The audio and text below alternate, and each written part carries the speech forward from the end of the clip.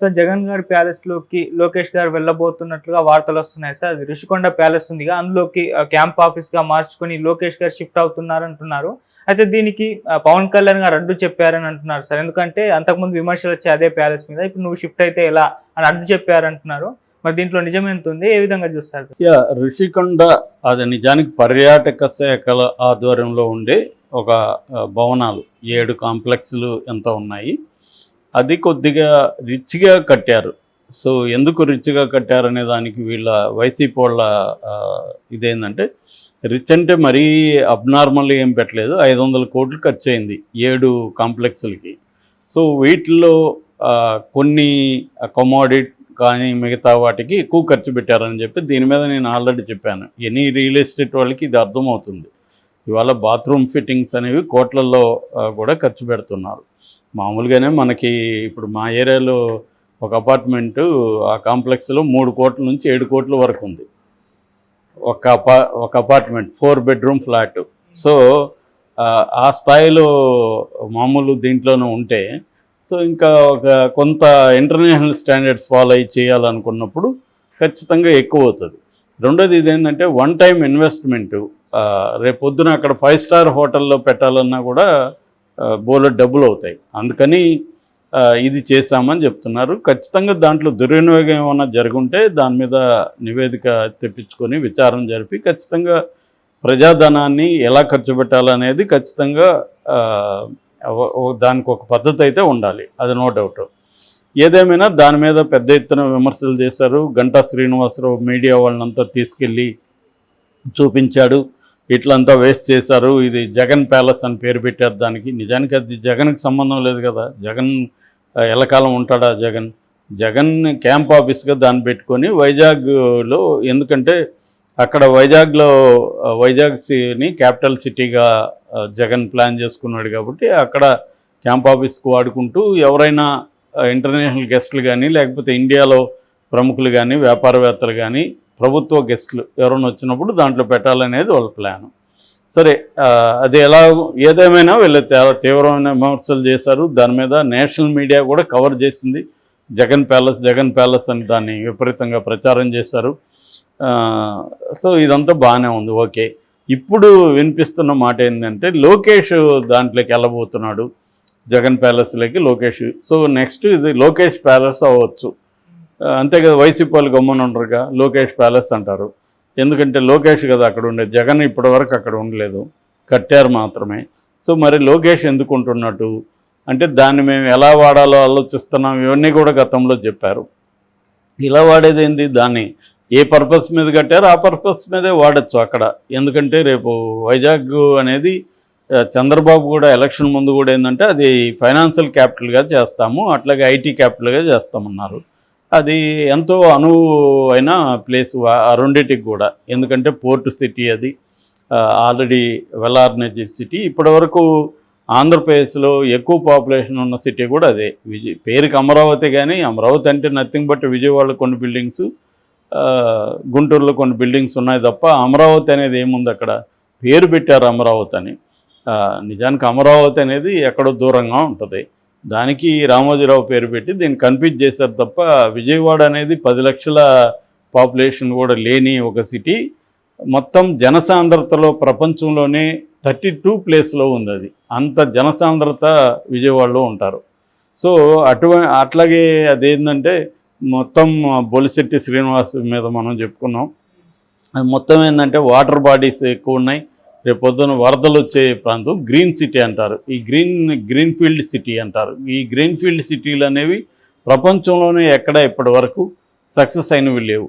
So ప్రపంచంలో అనేక దేశాల్లో కూడా గ్రీన్ఫీల్డ్ సిటీలు ఫెయిల్ అయినాయి అనేది అధ్యయనాలు చెబుతున్నాయి. అందువల్ల ఇది రాంగ్ ప్లేస్ అని శివరామకృష్ణ కమిషన్ అందరూ ఇచ్చినా కూడా దీని మీదే కూర్చున్నారు వీళ్ళు. ఇప్పుడు అదే కంటిన్యూ అవుతుంది. సో ఎవరి మాట వినే పరిస్థితి కనపడలేదు. అందువల్ల ఇప్పుడు వైజాగ్ని ఖచ్చితంగా వీళ్ళు డెవలప్ చేయాల్సిన పరిస్థితే ఉంటుంది వీళ్ళకి. సో ఆ రకంగా దాన్ని లోకేష్ వాడడంలో మామూలుగా అయితే ఏం తప్పు లేదు. ఎందుకంటే జగన్ కూడా అదే పర్పస్ అనుకున్నాడు, లోకేష్ అదే పర్పస్లో. కాకపోతే ఏంటంటే వీళ్ళు విమర్శలు ఎలా చేసి మళ్ళీ అది వాడితే అప్పుడు ఇబ్బంది అవుతుంది. అట్లాంటప్పుడు మీరు ఎందుకు విమర్శలు చేశారు?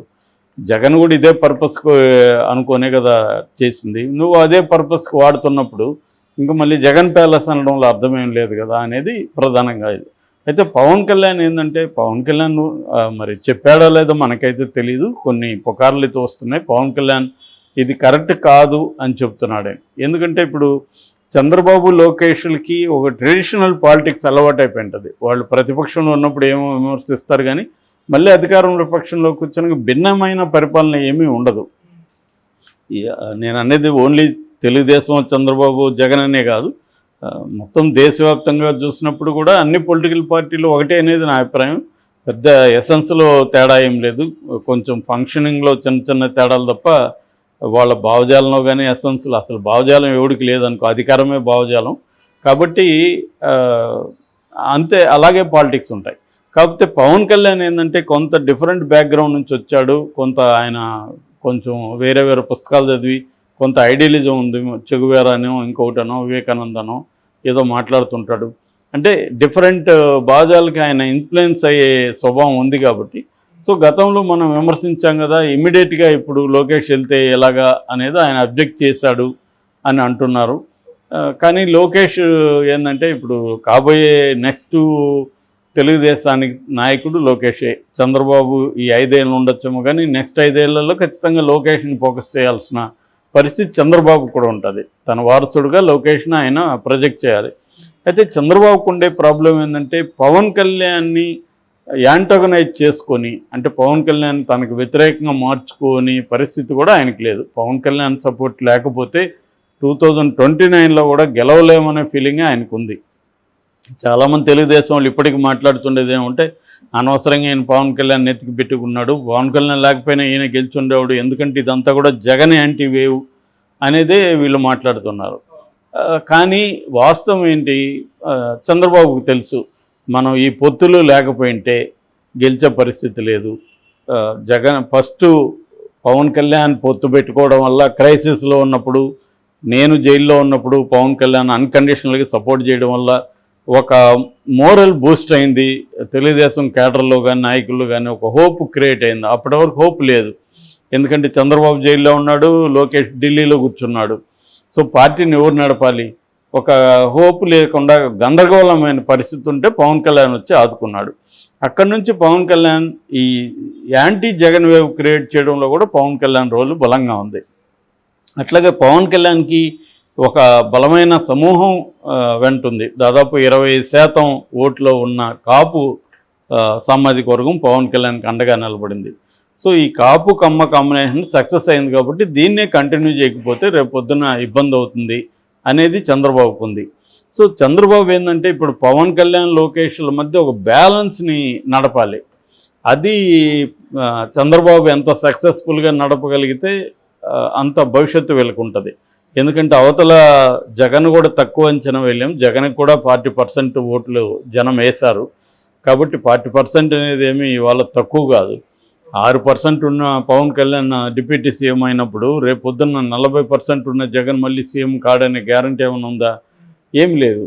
కాబట్టి మళ్ళీ జగన్ తక్కువ అంచనాలు, ఏమాత్రం ఈ గవర్నమెంట్లో ఇబ్బందులు ప్రాబ్లమ్స్ వచ్చినా అది జగన్కి అడ్వాంటేజ్ అవుతుంది. ఈ విషయాన్ని తెలుగుదేశం పత్రికలు కూడా, ఆంధ్రజ్యోతి ఆయన రాధాకృష్ణ కూడా కొత్త పలుకులో రాశాడు, ఈ ప్రభుత్వ పని విధానాన్ని బట్టి జగన్ భవిష్యత్తు ఆధారపడి ఉంటుంది.